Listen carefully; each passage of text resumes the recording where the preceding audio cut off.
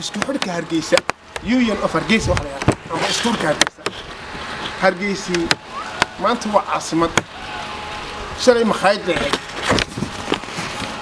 لما يرد ما أنت ما قرنيان عامدي وجهريسي هرجيسة هي مخايدي وجهريسي هرجيسة مركي هرجيسة لو أنت تري هرجيسة waxaan u furayaa dood ah dhalinyaradii in ay ogaato history maanta